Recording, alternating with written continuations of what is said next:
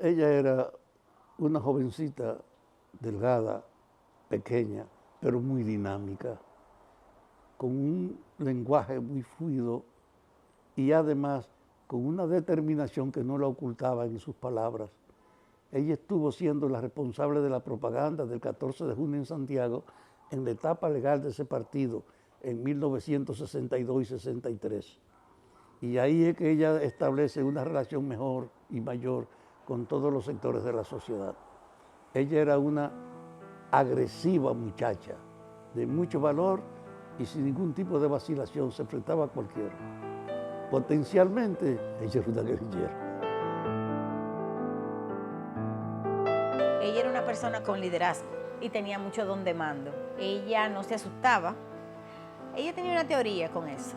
Ella decía, no es que yo no tenga miedo, es miedo tenemos todos. El truco en un momento de guerra es no demostrarlo. Dominar cómo tú luces frente al otro. Pero no es que no tengo miedo. Porque nosotras, sus hijas, le preguntábamos, ¿cómo tú hacías eso? Y ella decía, bueno, y era que tú no tenías miedo. Y ella decía, no, yo tenía mucho.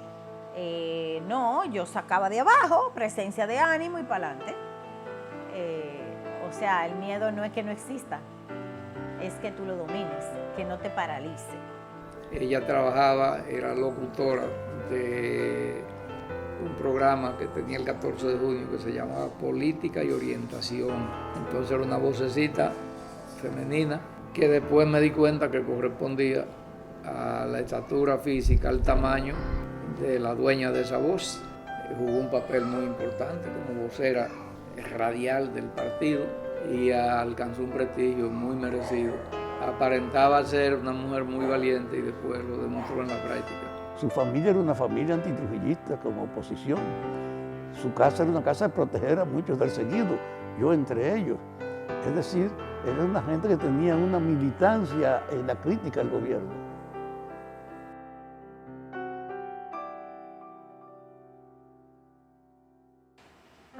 En ese momento, el 14 de junio era un partido que venía de la clandestinidad.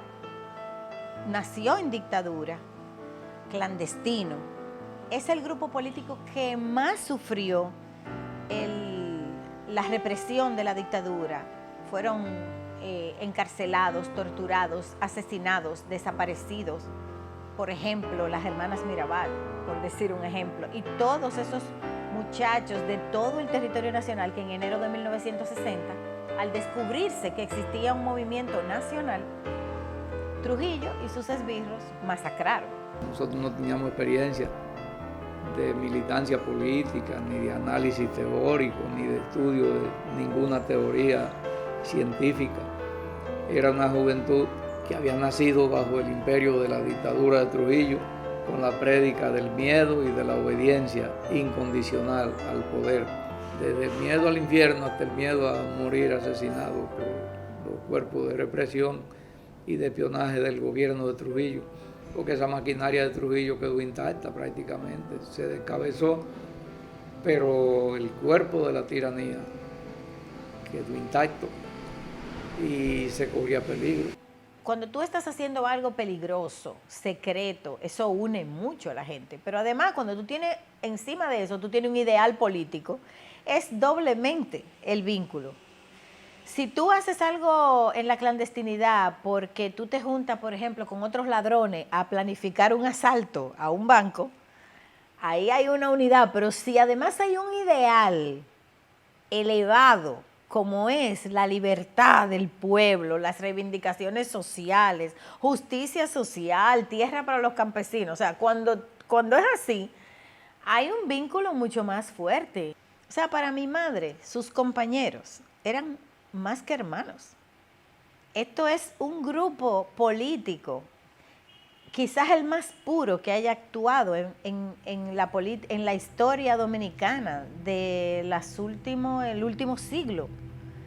Porque de todos los grupos que han accionado en política, yo diría que es el más puramente interesado en el desarrollo social de este país. sin aspirar a ninguna recompensa.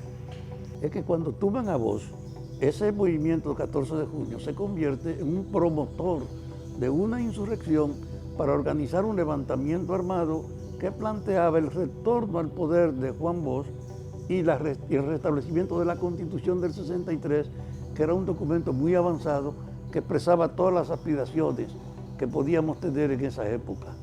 Y ahí ella, en esa etapa ya clandestina, fue una agitadora y una gran promotora.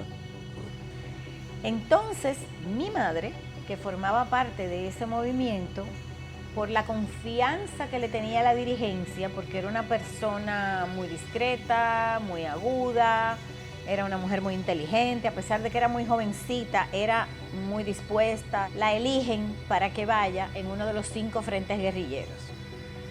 Y termina siendo, por razones que no conozco bien, la única mujer.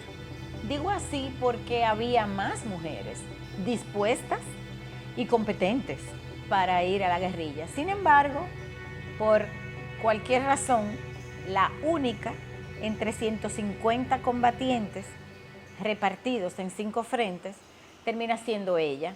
Ella se fue un mes antes, se hizo pasar por una persona que iba a hacer tareas de alfabetización. Ella tenía una misión de conocer geográficamente el lugar, o sea, que ella pudiera servir de guía cuando llegaran los guerrilleros, ubicar lugares seguros para esconderse, para guarecerse, para montar campamento, ubicar centros donde, o sea, lugares donde hubiesen alimentos y donde ellos pudieran montar una operación logística que le permitiera desarrollar su guerrilla en la montaña.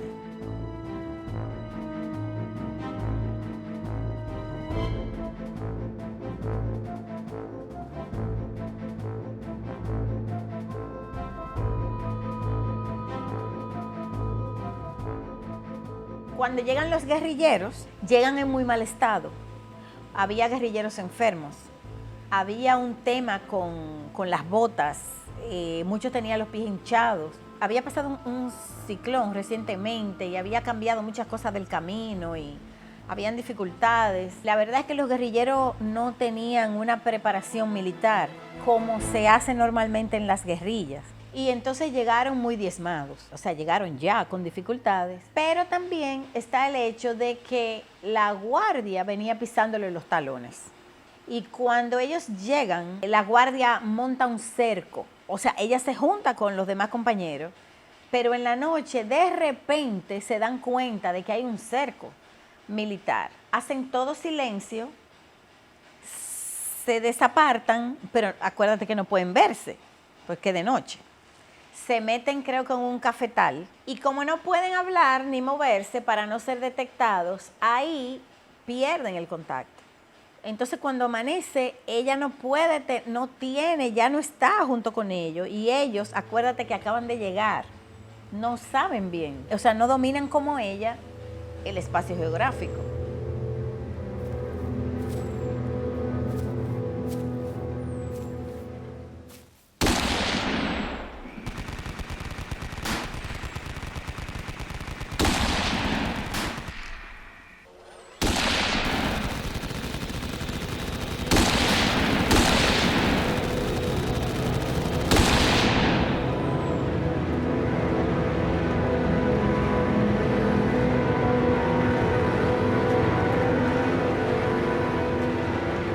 Frente Guerrillero Juan de Dios Ventura Simón, que así se llamaba, comandado por Polo Rodríguez, cae el 13 de diciembre de 1963. Los guardias abren fuego contra ellos, hay un tiroteo que dura una eternidad, según el propio relato de ella. Cae muerto el comandante, un campesino que le servía de guía, hay un herido y los otros son apresados. Como ella conoce la zona, no la agarran. Sin embargo, ella encuentra un campesino en el camino, aprovecha para enterarse y el campesino le cuenta que mataron a 2, que hay uno herido. Por la descripción ella se da cuenta que es el comandante. Eso le causa mucho pesar en ese momento, porque Polo Rodríguez tenía un liderazgo fuerte en el 14 de junio. Enterada por ese campesino de que el frente había caído y que había un herido, él le cuenta que ellos están ahí todavía. ¿Y por qué no se van? Ella pregunta. No, porque ellos saben que hay una mujer en el grupo y ellos dicen que hasta que esa mujer no aparezca, no se van. Ella le pregunta que quién es el herido, que cómo es la herida. Él le explica que es un balazo en un pie, que está botando mucha sangre, que lo tienen ahí, pero que no se han movido. Y ella empieza a mortificarse porque entiende que el compañero necesita asistencia médica. Dice, no, ellos dicen que ellos no se mueven hasta que la mujer no se entregue. Y es así como ella decide entregarse. Ella conocía el sitio, ella sabía cómo burlar la vigilancia, porque ella tenía más de un mes ahí. Pero ella eligió entregarse.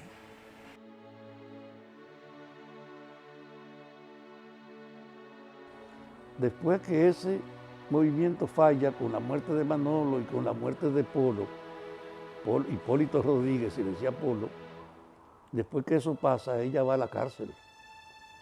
Y desde la cárcel es que terminan como sobreviviente, sacándola del país, deportándola.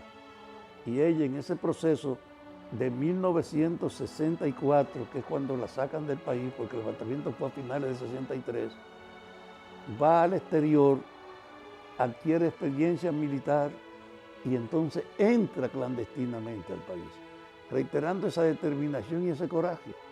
Ella era un ejemplo de valor. Un ejemplo de valor y un ejemplo de firmeza, un ejemplo de combatividad. Una mujer con un temperamento muy firme. Pero yo pienso que tiene un bien ganado puesto en las mejores páginas de la historia. Permanentemente estoy recibiendo solicitudes de que comparta más detalles de la vida de mi madre, que comparta fotografías. Mucha gente joven, cuando conoce la historia, sobre todo muchachas, se inspiran bastante. Y eso así porque las muchachas se sienten inspiradas desde el punto de vista de la valentía, esas cosas que te dicen a veces que tú no puedes o no debes hacer porque eres una mujer, porque luces de tal o cual manera. Y entonces la figura de Piqui Lora les recuerda que realmente esas barreras, si no existían en los 60, no tienen por qué existir hoy.